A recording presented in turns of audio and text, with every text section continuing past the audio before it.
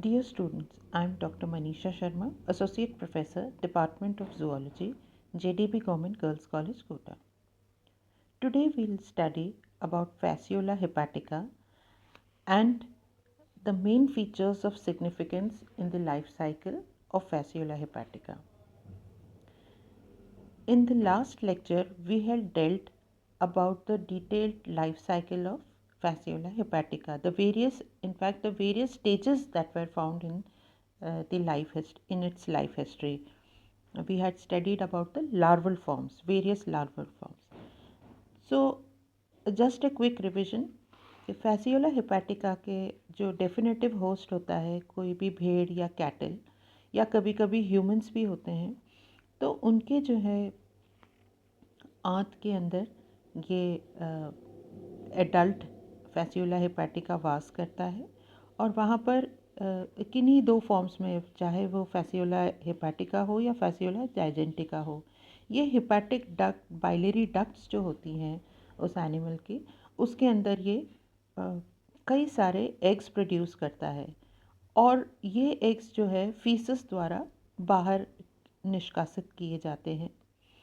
और यदि ये जो एग्स हैं ये वाटर के कांटेक्ट में आते हैं तो वहाँ पर जो है इनका आगे का डेवलपमेंट होता है, जहाँ की ये एक फ्री स्विमिंग मेरासीडियम लार्वा के अंदर परिवर्तित होते हैं। ये फ्री स्विमिंग मेरासीडियम लार्वा फिर जो स्नेल होता है लिम्निया या प्लेनॉर्बिस स्पीशीज़ का, उसके अंदर जो है ये मेरासीडियम लार्वा पहुंचता है, जो कि ये स्नेल इंटरमीडिएट होस्ट है इस फ्लूक का। और उसमें जो है विभिन्न जो लार्वल स्टेजेस हैं वो जो हमने कल पढ़ी थी, वो सारी की सारी इनके अंदर मेरासीडियम लार्वा उनमें परिवर्तित होता है। पहले स्पोरोसिस्ट, फिर उसके बाद रेडिया और फिर उसके बाद सर्केरिया। आप चित्र में भली भांति इसको समझ सकते हैं।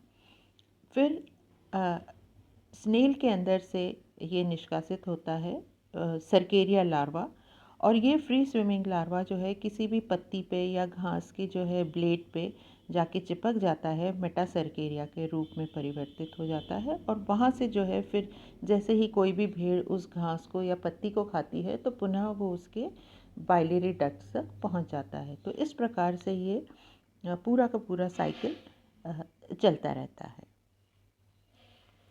तो जैसे कि हमने देखा कि ये डाइजेनेटिक होस्ट है, तो यकृत फ्लूक का जो जीवन चक्र है वो कई लार्वल अवस्थाएं होने के कारण बहुत ही जटिल होता है और दो एकांतरित परपोषियों की उपस्थिति में यह और भी जटिल हो जाता है। इसका मुख्य या निश्चित परपोषी जो भेड़ और जो मध्यस्थ परपोषी है वो जलीय घोंगा होता है। तो चांसेस ऑफ डेथ जो है इसके बारे में यदि हम पढ़ें तो जटिल और लंबे जीवन चक्र के कारण परिवर्धन की अवस्थाएं को उन्हें नष्ट कर देने वाली अनेक बाधाओं का सामना करना होता है। जैसे ही संपुटित भ्रूण मुख्य परपोषी के मल के साथ बाहर निकलता है तो उसे पहली बाधा का सामना करना पड़ता है। इस चित्र में आप देख सकते हैं, तो पहली बाधा का सामना करना पड़ता है यदि ये बाहर आने पर इसे उचित पीएच, यानी ये भेड़ से बाहर जब आया तो यदि इसे उचित पीएच मान का जल या आर्द्रता और तापमान नहीं मिलते हैं तो इसका आगे परिवर्तन बंद हो जाता है। जब मेरासीडियम संपुट से बाहर निकलते हैं तो उन्हें दूसरी बाधा का सामना करना पड़ता है।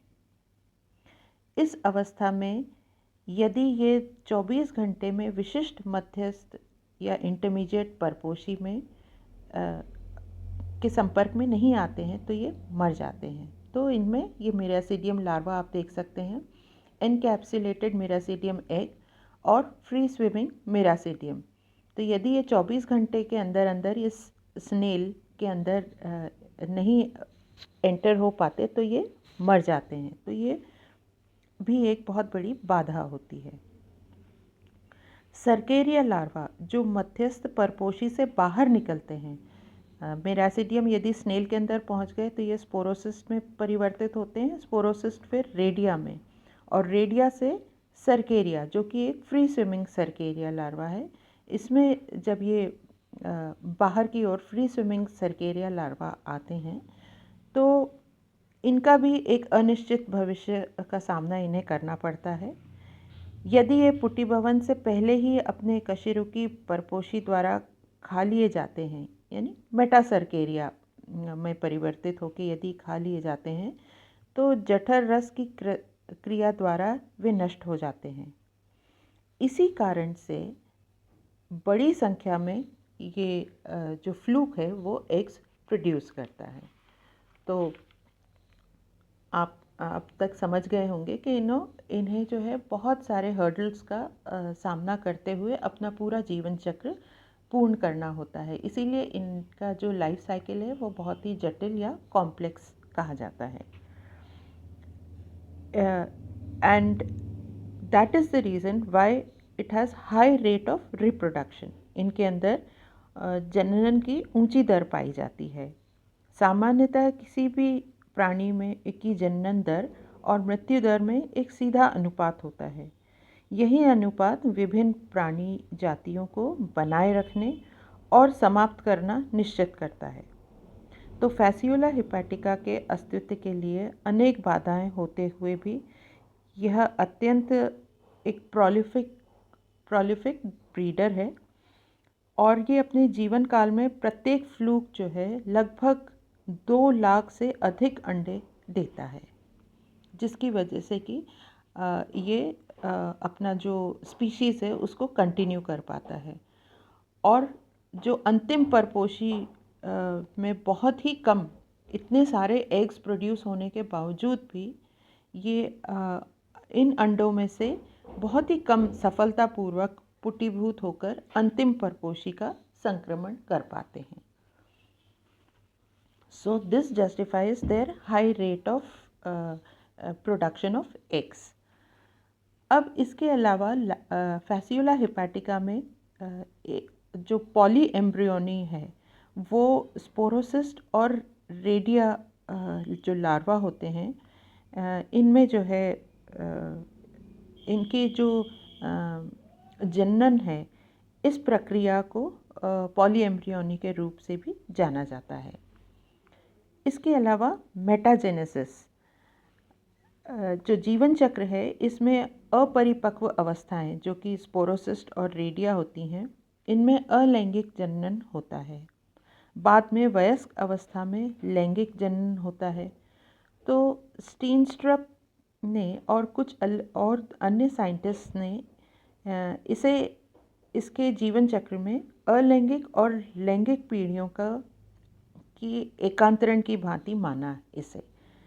परंतु हाइमन ने ये कहा कि यह एक सतत जीवन चक्र है जिसमें लार्वा अवस्थाओं में अलैंगिक जनन होता है। यानी जो स्टीनस्ट्रप ने कहा था उसका खंडन हाइमन द्वारा कर दिया गया और इन्हें लार्वा अवस्थाओं में अलैंगिक जनन की भांति माना गया है। तो इसे मेटाजेनेसिस भी कहा जाता है।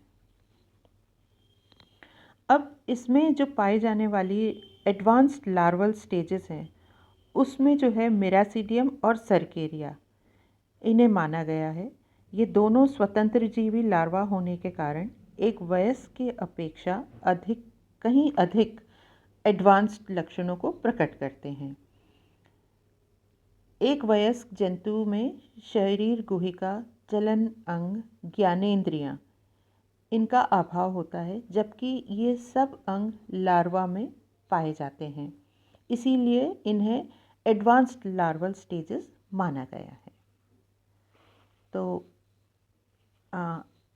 ये this is just a repetition of what we had studied, the life cycle inside the animal. तो भेड़ के अंदर जो अवस्थाएं जो पाई जाती के बारे में जो हमने पहले भी पढ़ा है कि ये गट वॉल के अंदर जो फ्लूक होता है वो स्मॉल इंटेस्टाइन की गट वॉल में पेनिट्रेट हो जाता है और वहाँ से ये लिवर में पहुँच जाता है और वहाँ पे ये अपना पूरा डेवलपमेंट कंप्लीट करता है। तो अब इसके क्या लक्षण होते हैं स्पेशली शीप के अंदर कि Fasciola hepatica causes liver rot, इसके कारण जो हम पढ़ते आ रहे हैं Fasciola hepatica, it causes liver rot या फैसियोलाइसिस इन शीप। और ये किस वजह से होता है? बिकॉज ऑफ द इरिटेशन जो इसकी क्यूटिकल स्पाइंस द्वारा होता है, की वजह से उत्पन्न होता है लिवर के अंदर और बाइलरी डक्ट्स में।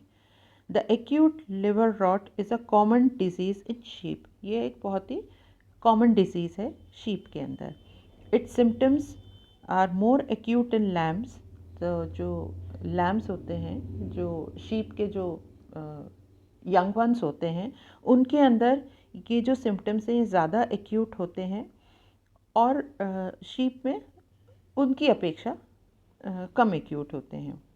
और जैसे ही ये इन्फेक्शन हो जाता है और काफ़ी बढ़ जाता है, तो जो इन्फेक्टेड शीप है वो डल हो जाती है, स्लगिश हो जाती है, और साथ ही जो है एब्डोमेन में पेन और स्वेलिंग हो जाता है। There is loss of weight, वज़न काफ़ी घट जाता है, और लिवर जो है एनलार्ज हो जाता है। और यदि सही समय पे इसे ट्रीटमेंट नहीं दिया जाता तो ये मर भी जाती हैं। The other type of liver rot is chronic liver rot. It is caused by slow and successive entry of Cercaria in sheep or cattle. जो अलग तरीके का है, ये एक chronic liver rot है. The host becomes weak, loss of blood and toxins secreted by the worms causes anemia. Milk production and breeding are substantially reduced. जो milk production है और ब्रीडिंग जो प्रोसेस है वो काफ़ी रिड्यूस हो जाता है, जिनके अंदर क्रॉनिक लिवर रॉट डिजीज़ पाई जाती है उन भेड़ों के अंतर्गत। और जो इनका जो वूल होता है वो जो है ड्राई और ब्रिटल हो जाता है, और there is watery swellings in the jaws. जो जबड़े होते हैं उनके अंदर सूजन आ जाती है, और यदि प्रॉपर ट्रीटमेंट नहीं दिया गया तो फिर ये जो एनिमल्स हैं वो उनकी मृत्यु भी हो सकती है। इसी प्रकार से जो कॉमन सिम्टम्स ह्यूमंस में जो देखने को मिलते हैं, यदि फर्स्ट स्टेज है तो abdominal pain, fever, backache, headache, chills, weight loss, eosinophilia, cough and chest discomfort. दूसरी स्टेज के अंदर enlarge tender liver, diarrhoea, eosinophilia. तो complications that they include anemia, biliary obstruction, they are the main ones. अब जो epidemiology है वो है कि जब जो इन्फेक्शन है वो तब बिगिन होता है जब मेटासर्केरिया वो it is ingested by the sheep or any other vertebrate, especially humans. ये जो है इन्फेक्टेड वाटर या वाटर क्रेस करके एक जो है वेजिटेबल है, ज़्यादातर यूरोप साइड में जो पाई जाती है, वो उसको यदि ह्यूमंस कंज्यूम करते हैं तो ये human infections occur in Europe, northern Africa, Cuba, South America and other locales. It is one of the most important disease agents of domestic stock throughout the world and show promise of remaining so for the years to come. यानी कि ये ज़्यादातर तो जो है domestic stock यानी sheep, भेड़ों के अंदर पाई जाती है, परंतु Europe, North Africa, Cuba, South America, इन जगहों पर मानव में भी देखी गई है ये फ्लूक डिसीज़। अब इसका जो ट्रीटमेंट है वो है बायथाइनल। ये काफ़ी इफ़ेक्टिव होता है, परंतु एक लंबे समय तक इसको ट्रीटमेंट के लिए देना पड़ता है। बेसिकली ये सॉल्ट और ट्राइक्लाबेंडाजोल, ये जो है it is easier to use और लगभग 100% इफ़ेक्टिव है। तो इसके अलावा जो संक्रमित भेड़ें हैं, इनकी पित्तवाहिनियों में औषधियों को पहुंचाना अत्यंत कठिन होता है। इसी कारण इनका जो इसकी चिकित्सा आसान नहीं होती। भेड़ों को ज़्यादातर एंटी हेलमिंथ औषधियों जैसे कि हेक्साक्लोरोइथेन, कार्बन टेट्राक्लोराइड, फिल्सिन, इमेटिन हाइड्रोक्लोराइड, टेट्राक्लोरोइथेन जैसी जो ड्रग्स हैं वो जो है दी जाती हैं, और ये औषधियाँ यकृत में परजीवियों की विभिन्न अवस्थाओं को मारने के लिए लाभकारी होती हैं। So this was about the treatment portion. अब जैसा कि कहा जाता है कि prevention is always better than cure, तो प्रिवेंशन के अंदर जो एस्पेक्ट्स हैं वो है the presence of a substantial reservoir. तो अ, जो डोमेस्टिक एनिमल्स हैं उनको जो है एक अलग ही सुरक्षित एक्वेटिक रिजर्वॉयर के आसपास रखना ज़रूरी होता है। This limits the risk of contaminating the vegetation and this decreases both human infection and animal reservoir. तो जो संक्रमित हैं उन्हें यदि जो है एक अलग रिजर्वॉयर के पास रख दिया जाए तो उनसे जो है संक्रमण फैलने की जो चांसेस हैं वो बहुत कम हो जाते हैं दूसरे हर्ड्स के अंदर, जो दूसरे ग्रुप ऑफ शीप हैं उनके अंदर। तो एक अलग रिजर्वॉयर में रखना एक तरीके का प्रिवेंटिंग एक्ट रह सकता है। दूसरा है the presence of an intermediate host. तो जो इंटरमीडिएट होस्ट है लिम्निया स्पीशीज़ के, उन स्नेल्स को जो है यदि मोलासिसाइड से अप्लाई करने से यदि उनकी पॉपुलेशन कम करी जा सकती है तो वो ज़रूर करना चाहिए, ताकि इंटरमीडिएट होस्ट यदि मर जाता है तो मेरा सीडीएम जो है वैसे ही 24 घंटे के बाद जो है यदि उसे इंटरमीडिएट होस्ट नहीं मिलता तो वो अपने आप ही डिस्ट्रॉय हो जाता है। तो स्नेल्स का भी को भी नष्ट करना एक उपाय है। तीसरा है the opportunity of water source contamination, definitely bye humans and non human host. तो जो वाटर सोर्स कंटेमिनेशन है उसे भी रोकना बहुत अधिक ज़रूरी है ताकि ये डिज़ीज़ आगे ना फैले। और dietary practices that include the consumption of raw untreated aquatic vegetation. तो जो डाइट जो ली जाती है ह्यूमंस द्वारा उनके उसमें भी जो है विशेष इस प्रकार का ध्यान रखना ज़रूरी है कि हम जो रॉ भोजन जो खाते हैं बिना पका हुआ, उसका जो है या तो उसे अच्छे से धो के और तरीके से खाएं, और नहीं तो फिर जो है उसका कंजम्पशन बंद कर दें। So this was all about the the structure, life cycle, as well as the prevention part of the disease caused by Fasciola hepatica. मैं मानती हूँ कि इन तीनों पार्ट्स को यदि आप पढ़ेंगे तो आपको कोई भी डाउट नहीं रहेगा, क्योंकि I have repeated everything again and again.